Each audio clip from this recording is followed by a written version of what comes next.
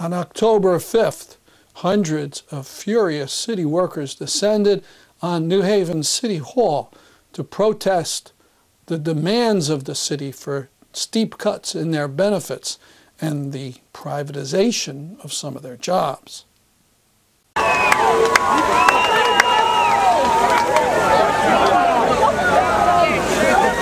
Sherilyn, ask him to stop looking out the window. They're looking out the window. John, come out! John, Tell them to come out, Sherilyn. John, we want to talk to you! There you go. I have a whole bunch more. We're fired up! Sherilyn. We're fired up! We're taking no more. We're fired up! Stop for cuts. Show some guts! Stop for cuts. Show some guts! Stop for cuts. Show some guts! Stop for cuts. Show some guts! Stop for cuts.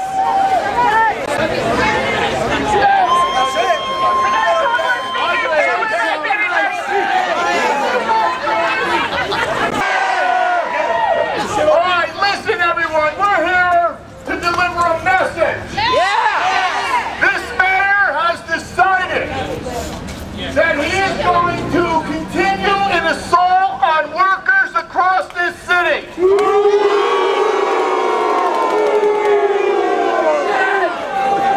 Obviously, this mayor has gotten too comfortable in his position.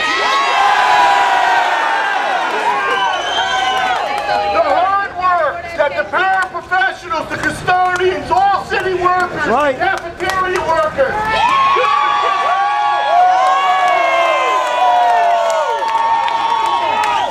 this mayor is giving us a message. He probably decided he is not running anymore. You cannot run for mayor of this city and go after the workers that make it work. No justice! No peace! No justice! No peace! No justice! No peace! What do we want? Justice! Now! Now!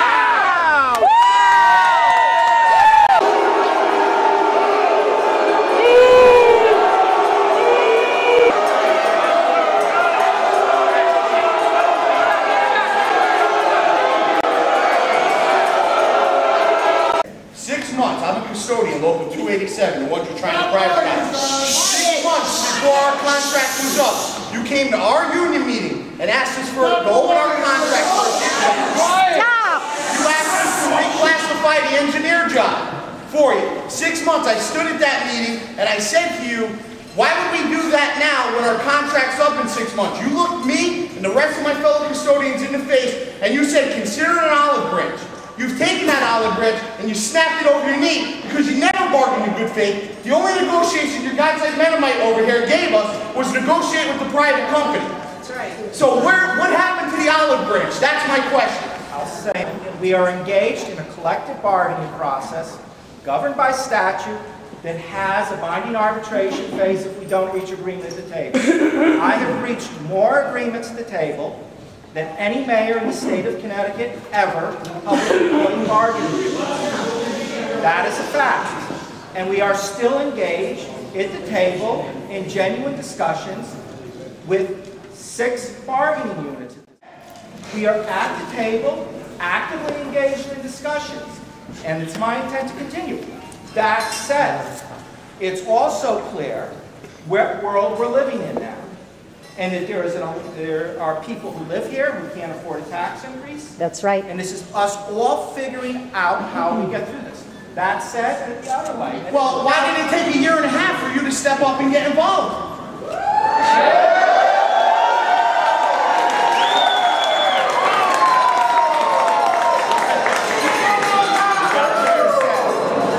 And I'm not going to engage in a long debate on this. First you said that there were no negotiations. Now you would have... No, that's not what I said. I said the negotiations... So I'll say it again. It is our intent to negotiate with the private company. Is that correct? With something that both the city can afford and is fair to employ. You still haven't answered I look forward to engaging that. What happened to the olive branch? All of the time. I understand your concern for your families, and I understand your concern for the residents of the city, but I'll say this again. makes no sense for the city to enter an agreement we cannot perform on. And we're going to see more and more of that. Thanks so much.